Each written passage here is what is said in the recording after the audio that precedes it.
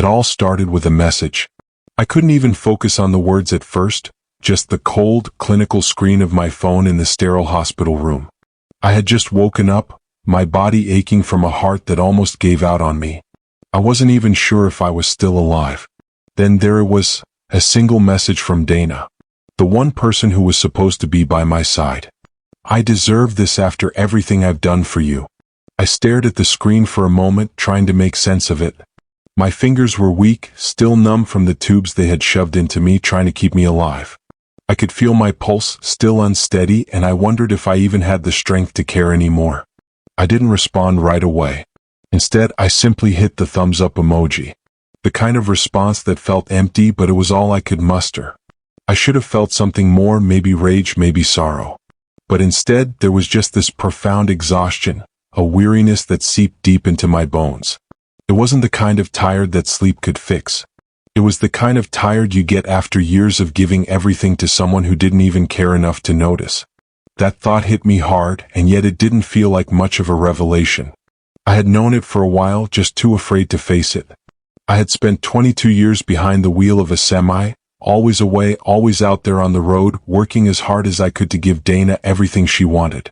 I'd call every night, and each time the conversations grew shorter, colder. It used to be about our day, our plans, but over the years, it became just me checking in, then her sending the occasional, "I'm fine," or "talk later." She stopped asking when I'd be home, stopped asking about me altogether. But I never thought it would come to this. The betrayal, the complete destruction of everything I had worked for. Now, with the faint beep of machines in the background, I lay there, unable to ignore what had happened. My emergency fund, gone. My retirement account, gone. The money I'd set aside for rainy days, for emergencies, everything I'd worked so hard to keep safe, all of it swept away. And for what? For her to feel justified, for her to do what she thought was right after everything I had given up? I felt nothing at first. Nothing but that crushing tiredness. Maybe that's what betrayal feels like. Emptiness, like being drained by the one person you never thought would hurt you. I didn't know what I was supposed to do next. Should I scream? Should I confront her? But what was the point? There was no anger in me, just a quiet resignation. The damage had already been done, and I had already lost more than just money. The exhaustion hit me in waves, and it wasn't just physical. Sure, my body was wrecked. Tubes in my arms, a stent in my chest, my heart struggling to keep up, but it was the emotional toll that weighed heavier. I could barely remember the last time I felt truly alive, or when I last felt like I mattered to anyone, least of all Dana. I've been driving trucks for over 20 years, long hauls across this country, mostly on my own, a life lived in a cabin the size of a shoebox, surviving on gas station coffee and fast food. It paid the bills, kept Dana in the lifestyle she had come to expect, but at what cost? The job was all-consuming, sure, but the truth is, I had kept going because I thought it was what she wanted. I thought if I worked harder, if I gave her everything she asked for, that she'd finally appreciate me, appreciate what I was doing for us. But somewhere along the way that didn't matter anymore. Dana, my wife of 15 years, stopped looking at me the way she used to. I used to be her hero, the guy who could change a tire in the middle of nowhere, who could make everything seem okay with a single phone call. But over time the phone calls grew shorter. 5 minutes here, 10 minutes there. I remember when she used to ask when I'd be home. She'd say things like, "I miss you, hurry home." Now it was just, "Made it to Nashville, all good." Then silence. No questions. No interest in what my days were like. It's like I had become a ghost in my own life. I kept telling myself it was just the stress, just the hours, just the long drives, but deep down I knew. I knew it was something else. I should have been more present. I should have noticed how we were drifting, how she was slipping away from me. But I didn't. And then, when I needed her most, when I was lying in that hospital bed, clinging to life, she took everything. I should have been angry. I should have screamed. But I wasn't angry. I was just tired. The kind of tired you can't sleep away. The kind of tired that settles into your bones after years of giving everything, only to realize it was never enough. As I stared at the message, I couldn't help but feel a strange calm wash over me. I had expected rage. I thought I'd be furious, that I'd storm out of that hospital bed, tear through everything in my path. But no, there was nothing like that. just tiredness. It was as if the anger had been drained from me, replaced by this heavy exhaustion I couldn't shake. It wasn't just physical, though my body felt like it had been run over by a truck, but something deeper. Something that felt like it had been building for years, layer after layer, until there was nothing left to fight with. I had given Dana everything. My time, my heart, my energy. I'd worked long hours, lived on the road for weeks to keep her happy, to make sure she had what she wanted. I thought that's what love was: sacrifice, compromise, putting someone else first. But now, lying there with tubes in my arms, I realized how wrong I had been. It wasn't love. Not the kind that mattered. So, when her message came through, when I saw that she had drained our account, I didn't scream, didn't throw my phone across the room. I just felt hollow. A part of me was numb to it. Maybe that was the last bit of protection my mind had left for me. I didn't have the strength for rage. I didn't have the strength for anything. I just sent her a thumbs up. It was the simplest, most neutral response I could muster, and maybe that's why it felt right. There was no need for anything more. No need to explain, no need to argue. I didn't owe her that anymore. I didn't owe her anything. It was a strange, almost surreal moment. She had taken everything from me, but in a way I felt like she had given me something too. Something I didn't ask for, but something I needed. Freedom. The freedom to finally let go. The freedom to not care anymore. To stop pretending I could fix everything. I could feel the shift in me. And yet, even as that realization settled in, there was a quiet part of me that still longed for the person I once believed her to be, the person I loved. I kept replaying those first few days in the hospital, the memories feeling more like a bad dream than anything real. I was unconscious for 2 days, hooked up to machines, my body struggling to stay alive. The doctors told me I flatlined twice. Twice. And Dana? She wasn't there. She didn't show up. I had called her when I was airlifted to the hospital, but all she said was that she'd try to make it out when she could. That was it. No urgency, no concern. Not even a hint of fear or worry in her voice. It felt like I was just another problem for her to deal with later, something she would attend to when it was convenient. I remembered how, over the years, our calls had become shorter, our conversations less personal. When we first got together, we talked for hours about everything, our hopes, our dreams, our silly plans. But as the years went on, it was like I had become an afterthought. She stopped asking about me, stopped caring about the little details of my day. And when I tried to talk to her about how things were slipping, she just brushed it off, saying I was overthinking. But now, with the hospital bills piling up and me laying here fighting for my life, it all made sense. I thought I had been paying attention, trying to do what was right, trying to hold everything together. But Dana had already checked out long before I even realized it. The message she sent, the one telling me she deserved to take the money, it was just the final blow. I had been blind, but not anymore. I could see everything clearly now. The distance, the emotional absence, the way she had slowly disconnected from me. And that message wasn't just about the money. It was about everything. She didn't care about me, not in the way I had cared for her. I was a liability, an inconvenience, someone who had given too much and expected too little in return. As the reality of what had happened sank in, I realized the full scale of the betrayal. She hadn't just emptied the account. She had emptied me. And I had let it happen. The more I thought about it, the clearer everything became. I wasn't just angry. I was empty. It was as if everything I had worked for, everything I had given, had been drained from me without me even realizing it. The house, the money, the life we had built, it was all gone. And it wasn't just the account that Dana had drained. It was everything. She took it all, every single bit. I started going through the details of our life, one by one, and the weight of it hit me like a freight train. The refinancing on the house. 3 months ago, she had insisted on it, said we needed to take advantage of the low rates. I handled everything. Signed the papers. She didn't even bother to come with me. I told myself it was no big deal. But now, knowing what I knew, it made sense. She didn't care about the house. She didn't care about us. She had made sure that everything, all the important decisions, were in my name alone. If anything happened, she'd be safe. And the medical power of attorney. That was another one of those little details I'd overlooked. After Tim had his stroke, I had set it up, just in case. Dana didn't need to know. It was just practical. But now it was glaring. Why hadn't she cared enough to ask about it? Why hadn't she noticed? I had been so busy with the miles, the work, the road. I had convinced myself that everything was fine, that things would get better if I just kept pushing forward. But she had already planned her exit in every way imaginable. The signs were all there, hidden in plain sight, and I had been too wrapped up in my own exhaustion to see it. Now it all made sense. The way she had been distant for the last couple of years, the way our conversations had dwindled to nothing more than passing updates. I had been so focused on surviving the road, surviving the job, that I didn't even realize our marriage was slowly crumbling. I felt numb, detached. I wasn't angry anymore. I was just gone. I was slowly collecting the pieces of a life that had slipped away unnoticed. The money wasn't the problem anymore. Dana wasn't the problem anymore. The real problem was me.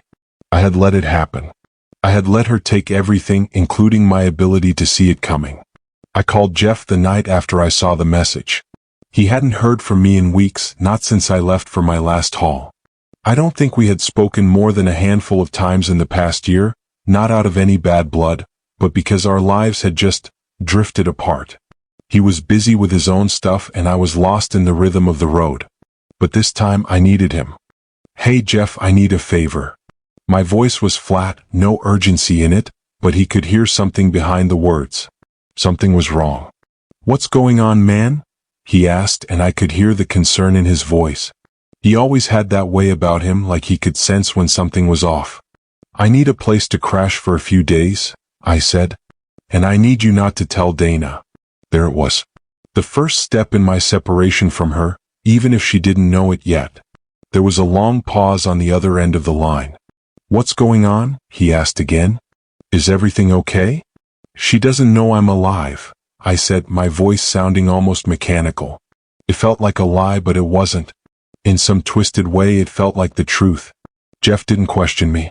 He just said, "Come over. You can stay as long as you need." The moment I hung up, I felt something shift in me. It was a feeling I couldn't describe, a quiet clarity that had been building for days. I wasn't angry anymore. I wasn't furious at Dana for taking everything, for draining our accounts and disappearing emotionally. I wasn't even hurt, not in the way I expected. What I felt was something deeper, something that felt like the beginning of the end. I had spent years trying to fix things, to put everything in place so that she'd be happy, so that we'd have a future. But now I could see it all so clearly. The years of distance, of missed opportunities, of silent nights. She didn't love me. Not in the way I needed. Not in the way I had loved her. I wasn't going home. Not to that house, not to her. I couldn't. And it wasn't because I was angry. It was because I had come to a point where I no longer trusted her. Maybe I hadn't trusted her for a long time, but I hadn't let myself admit it until now. I wasn't sure what the next step was, but I knew one thing. I had to leave. Not just the house, but everything. And I needed to do it for myself, not for her. Because at the end of the day, I was the only one I could trust now. The next morning, I sat at Jeff's kitchen table, staring at my phone, trying to figure out where to even begin. My head was spinning, but I knew I had to get a grip. I couldn't just ignore what Dana had done. So, I opened up the bank app, the one we'd used for everything, the joint account, the savings, the emergency funds. I hadn't looked at it in weeks. To be honest, I hadn't looked at much of anything outside of the long drives and endless miles of highway. But now it was staring me in the face. I scrolled through the transactions, each one like a punch in the gut. The withdrawals, big ones, all happening after I'd been airlifted to the hospital. Dana had drained everything, but the worst part was what wasn't on there. There were gaps. There were accounts I didn't recognize. Accounts that hadn't shown up before. I ran through the list again, slower this time, feeling the pit in my stomach grow deeper. It was like everything I had built, everything I had worked for, was unraveling in front of me. And then the realization hit. Dana wasn't just taking from the joint account. She had been moving money around, hiding it, spreading it across other accounts I didn't even know existed. She'd been playing me, and I had been too blind to see it. I didn't have to figure it all out on my own, though. Megan, Jeff's daughter, had been working at a credit union downtown, and when I mentioned the strange transactions to her, she didn't hesitate. Megan was sharp. She dug into the bank's records, found accounts that Dana had opened under her name, all with regular deposits just under the reporting threshold. Just enough to avoid raising flags. Megan told me everything in a voice that barely held back the anger. Uncle Cam, this account was opened 18 months ago. Regular deposits, all under $10,000. Classic sign of someone trying to hide money. I could barely process it. 18 months. That was a year and a half of this going on under my nose. The money wasn't just gone, it had been carefully moved, hidden away. Dana had planned this. She hadn't just taken my savings in a moment of weakness. She had been preparing for this, setting up the escape for months. I leaned back in my chair, staring at the wall. The pieces were falling into place, each one a sharp revelation. She had thought of everything, how to get away, how to cover her tracks. Harold, the neighbor, the guy she'd been with for God knows how long, wasn't just an affair. He was part of it. They had been coordinating this whole time, moving money, covering their tracks, preparing to leave me high and dry. I could feel the weight of everything shifting inside me. The trust, the foundation, all of it was gone. But this wasn't just about the money anymore. It was about the betrayal. The calculated way she had used me, manipulated me, and thought she could get away with it. And now, with Megan's help, I had the proof. I sat there, staring at the screen, my mind racing. The money, the accounts, the lies, it was all so much to take in. But what hit me hardest wasn't just the theft. It was the realization that Dana had planned this. She hadn't acted in a moment of weakness, hadn't just done something rash. No, she had thought this through. She had been setting the stage for months, if not longer. And I had been so wrapped up in my own exhaustion, my own world of long hauls and endless miles, that I hadn't seen it. The pieces fell into place, one after the other. The strange behavior, the new accounts, the sudden distance between us. It wasn't just her drifting away, it was calculated. She'd been hiding her relationship with Harold, the neighbor I'd always trusted, the guy I thought was a friend. They'd been playing me for a fool. And for how long? How much had she hidden from me while I was busy working myself to death? It wasn't just the money I'd lost. It was everything else. The trust, the years we had spent together, the life we had built. It had all been a lie. She had manipulated the finances to protect herself, to make sure that if this day ever came, if I ever caught on to what she was doing, she'd be fine. She'd made sure the house was in my name, made sure I was the one taking on all the risks, all the responsibility. But she'd also made sure that if things fell apart, she'd have a way out, a safety net to land in. I couldn't believe it. Dana, the woman I had loved, the one I thought I knew, had been planning her escape for who knows how long. And all while I was busy trying to make her happy, trying to make sure she had everything she wanted. I thought we were a team, that we were building something together. But now I saw it for what it really was. I wasn't just angry. I wasn't even disappointed anymore. I was devastated. The sorrow was a heavy weight in my chest, sitting there alongside the disbelief. How had I missed all this? How had I let it go on for so long? And then as I sat there, it hit me, the full depth of what she had done. She hadn't just betrayed me financially, she had betrayed me emotionally. She had taken everything I trusted, everything I believed in, and torn it apart. I had been giving her everything, and she had been taking it piece by piece while pretending everything was fine. For the first time in years, I truly saw Dana for who she was. Not the woman I had loved, but someone else entirely, someone I didn't know, someone I had been blind to. It wasn't just the money that hurt.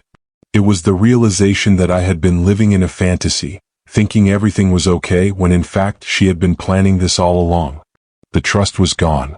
The love, the hope, all of it. And I wasn't sure if I would ever be able to get it back. Not with her. Not after this. The days that followed were a blur of legal meetings, calls, and paperwork. But in the back of my mind, I knew that everything was building to this moment, the day we'd go to court. I had to prepare myself for what would come next. I was no longer a man caught in the shock of betrayal. I was a man who had made the decision to fight for everything I had left. When the day arrived, I found myself standing in the courtroom, the weight of it all settling on my shoulders. Dana sat across from me, her lawyer beside her. She looked different somehow, more put together, but there was something in her eyes, something that said she knew this wasn't going to end the way she had hoped. Blake, my lawyer, was prepared. He had gathered every shred of evidence, every document, every financial statement.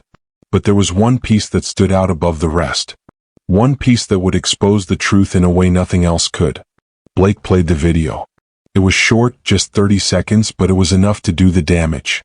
Dana and Harold in the parking lot of a hotel, their bodies too close for comfort, their movements too familiar. The camera caught them in a heated argument, but their chemistry was undeniable. Dana's face went pale when the video began.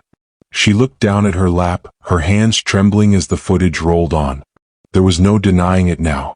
This wasn't just a financial betrayal. This was everything. The judge, an older man with sharp eyes, turned his gaze toward Dana. "Ms. Wells, would you care to explain why your client has been declaring under oath that she has no relationship with Mr. Jensen, when video evidence clearly shows otherwise?" Her lawyer stammered, trying to salvage the situation, but the damage was done. Dana had been caught, and there was nowhere left to hide. Her defense fell apart, her attempts at negotiation failed. She had hoped for a quick settlement, thought she could walk away with half of everything, but there was no way she could argue against the evidence that Blake had presented. And when the judge ruled, it was clear. I was awarded the marital assets, the house, the truck, the savings. Everything I had worked for, everything she had taken, was now back in my hands. The judge also granted me exclusive possession of the house, a small but significant victory in the battle to reclaim my life. Dana was left with only the car and the remaining 20% of our savings, which, considering everything she had taken, felt like a small consolation prize. As the gavel came down, sealing the divorce, I felt something inside me shift. It wasn't a sense of victory exactly. It wasn't even relief. It was more like a quiet acknowledgement that I had fought and I had won, emotionally and financially. I had reclaimed control over my own life. When the proceedings ended, Dana tried one last time. She approached me, her voice soft, almost pleading. "Cameron, please. There's so much you don't understand. We can still fix this." I didn't say a word. I didn't need to. I turned my back and walked away, the weight of everything lifting just a little bit more with each step. As I left the courthouse, I felt a sense of finality. The emotional toll of the last few months had been heavy, but in the end, I had come out the other side. I wasn't the same man who had walked into that hospital, unsure if he'd survive. I had fought for myself, for my future. And in doing so, I had regained something far more valuable than money or assets. My dignity, my peace, and my freedom. It wasn't over, not yet. But this was the beginning of my recovery. And I knew, for the first time in a long while, I was going to be okay. It had been months since the court ruling, months since Dana and I had parted ways for good. The house was sold, the papers were signed, and the legal battles had come to an end. Still, I found myself staring out the window, the weight of everything sinking in. I had rebuilt my life piece by piece, but there were still moments when I felt the sting of it all. The betrayal, the lies, it wasn't something you just moved on from. I was at peace now, at least in the sense that I had my freedom back. I wasn't the man I was when I first walked into that hospital, uncertain if I would survive or even if I wanted to. But now I had survived and I had something more, clarity. I wasn't just physically healed. I had started to heal emotionally too. It wasn't the clean, easy resolution I had imagined. There was no dramatic ending with Dana, no clear-cut moment of reconciliation or closure. There didn't need to be. The truth was, some things just end. People change. Relationships change. And sometimes the hardest part is accepting that change, even when it feels like you've lost everything. The life I had once built with Dana was gone, but in its place was something new. I moved into a smaller place closer to Jeff and Megan, the people who had always been there for me when I needed them most. I didn't drive long haul anymore. The doctor said my heart couldn't take the stress, and maybe that was a blessing in disguise. I found work dispatching, something that kept me closer to home. It wasn't the life I had expected, but it was mine. And it was enough. There were still moments when I thought about Dana, about what we had, about what I had lost. But those thoughts didn't consume me anymore. I wasn't angry at her, not anymore. Anger had faded into something else. Acceptance, maybe even a bit of sadness. But I wasn't defined by what she had done. I was defined by how I had chosen to move forward, by how I had fought for myself when no one else would. I found an old box in the closet a few weeks ago, tucked in the back behind some things I hadn't looked at in years. Inside was our wedding album. I almost threw it away, tossed it into the trash without a second thought. But I didn't. Instead, I put it back on the shelf. It's part of my story now, part of the life I had, but also part of the life I was building. Not the end, just another chapter. The heart attack nearly killed me. The betrayal nearly broke me. But I'm still here. Changed maybe. Stronger definitely. There are lessons you learn the hard way, but the important thing is that you learn them. And you move on. You don't let the past define you. Some people you lose for a good reason. And sometimes, the life you rebuild is better than the one you lost.